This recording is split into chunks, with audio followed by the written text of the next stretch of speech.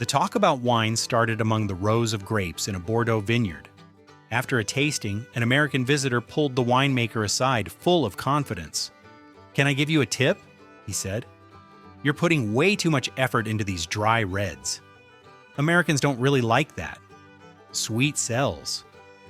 If you added some sugar, maybe a fruity twist, you could make something like a Bordeaux remix." He spoke like a man sharing a secret. He even nodded at his own logic. I stood there watching him give market advice to someone whose family had been doing this since before his country existed. Later, in a packed pub in Manchester, during a tense football match, another American raised his voice above the crowd. "You guys love this game," he said loudly, "but let me explain what a real sport looks like." Heads slowly turned. You need more breaks, more drama, 4 quarters, a big halftime show, commercials. This is just nonstop running. He sipped his beer, proud of the suggestion, calmly pitching improvements to the most watched sport on earth, to people who would die for it. In Mexico City, a street vendor smiled as an American tourist bit into a taco. The smile faded slightly when the tourist frowned. "It's good," he said, "but it's not authentic." The vendor paused. "Real tacos," the tourist continued, "have hard shells, ground beef, and that bright orange cheese. You buy the shells in a box. This soft corn thing is more like a wrap." He said it gently, like constructive feedback, explaining fast food to the place that invented the dish. At a Viking museum in Oslo, the guide mentioned that Viking helmets didn't have horns. An American cleared his throat loudly. "Actually," he said, "that's a myth you guys believe.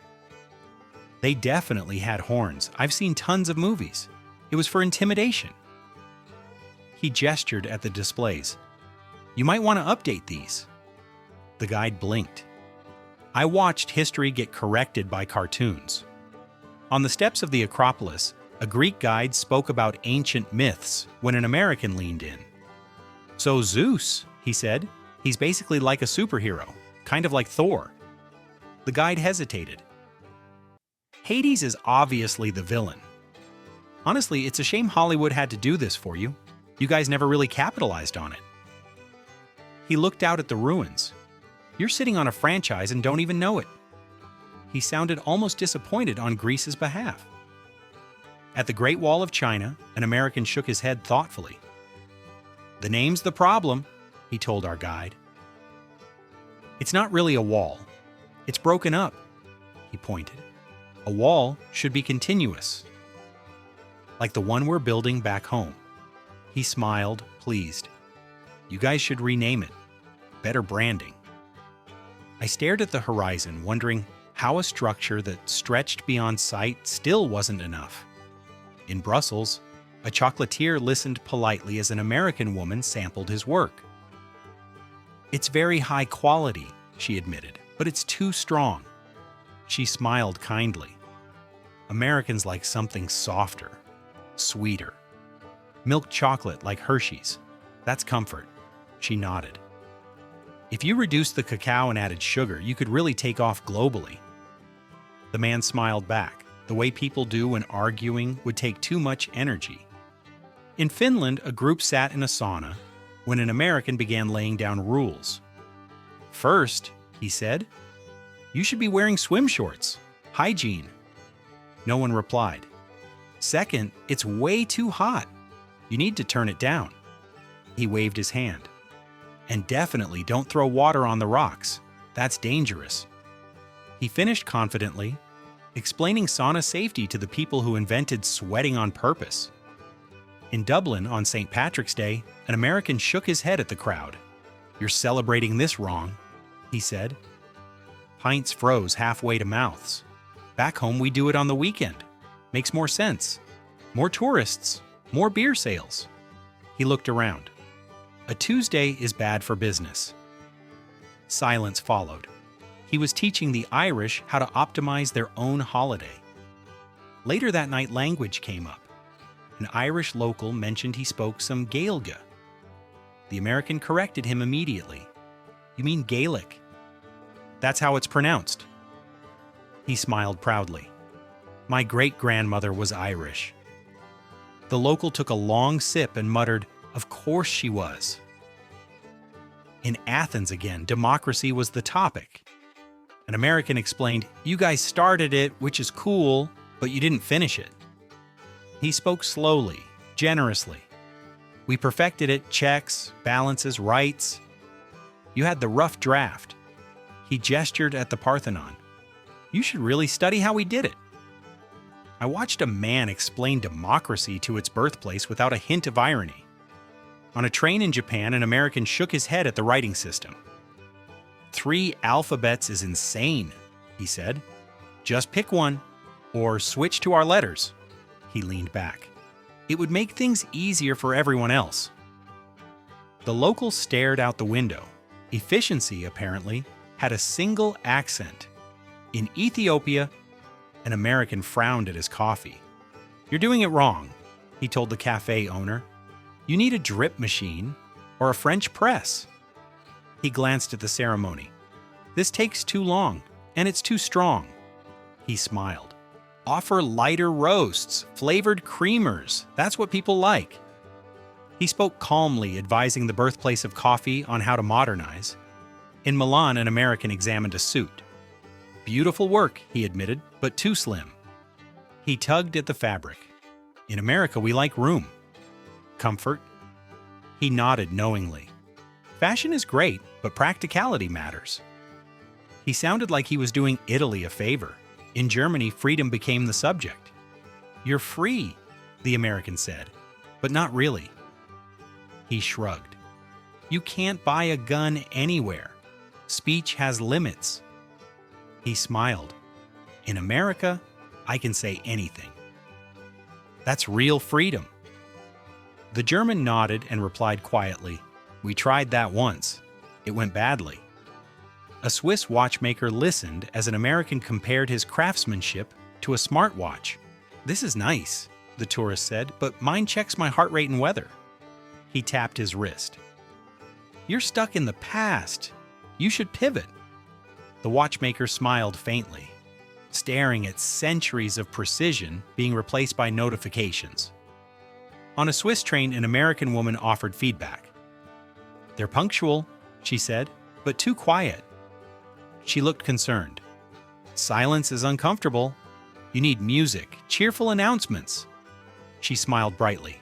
"Make it lively." She was redesigning calm into noise. In France, cheese etiquette came up. "You're serving this wrong," an American told a waiter. "Cheese comes before the meal." The waiter replied simply, "Not here." The American frowned, unsure how to argue with a sentence that short. In Florence, an art student sketched David when an American leaned over. "He's impressive," she said, "but the proportions are off." She pointed. "The hands are too big." She nodded confidently. "My kid learned that in school." She smiled kindly, correcting Michelangelo through a pencil. In India, an American advised a spice vendor. "Open sacks are unsanitary," he said. "You need packaging, labels, fixed prices." He shook his head. "Haggling hurts trust." He spoke like a consultant, explaining commerce to a system older than his language. In Spain, bullfighting was the issue. "I respect tradition," the American said, "but it's outdated." He smiled. "Use a costume or a robot." He nodded.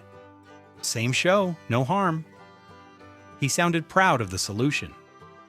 At the Tower of London, an American explained history to a guard. "America is actually older," he said. The guard blinked. "Our ideas come from ancient Greece and Rome," the tourist continued. "So philosophically, we're more ancient than you." The guard stared ahead, silently reconsidering reality. In New Zealand, an American thanked locals for the movies. "Hollywood put you on the map," he said. "Before that, we thought you were part of Australia." He smiled. "Our films built your tourism." The locals drank quietly. In the Netherlands, infrastructure advice followed. Too many canals, an American said, not enough highways. She pointed at bikes. That's inefficient. She smiled. Cars are progress. In Moscow, winter became a competition. You don't know cold, an American said. Try buffalo. He tapped his jacket. Modern materials. That fur hat is just tradition. The Russian adjusted his hat and said nothing. In Cairo, an American shared his theory. It was aliens, he said confidently. I saw a documentary. He smiled. You should add that to the tour. The guide looked at the pyramids and then at him. In Thailand, spice levels caused concern. Too hot, the American said, sweating. In America, this would fail. He smiled weakly. You need mild options. In South Korea, individuality was the lesson. You focus too much on groups, the American said. You need personal brands. He smiled. Challenge authority, that's innovation. In London, tea was wrong. Milk ruins it, the American said, and iced tea is better anyway. He sipped proudly. In Peru, weaving advice followed. Too rough, the American said. Use synthetic fleece. Neon colors. She smiled. Modern taste matters. In Iceland, elves were dismissed. That's superstition, the American said, harsh. Progress matters. The Icelander smiled. And yet the machine broke. In Bangkok, pad thai needed ketchup. It balances the flavor, the American insisted. All the best places back home do it. He nodded, confident. In Jamaica, music advice followed. Reggae's too slow, the American said. Speed it up, add electronics. He smiled. Stay relevant. In Vienna, Mozart was critiqued. Too complex, the American said. Not catchy. He shrugged. Needs a hook. In Canada, patriotism was lacking. More flags, the American said. Bigger pride. He smiled. Learn from us. In Kenya, a jumping ritual needed structure. Judges, scores, tickets, the American said. Make it a sport. He imagined ESPN in Nepal. A monk listened as meditation was optimized. Hours of silence are inefficient, the American said. There are apps now. She smiled. Work smart.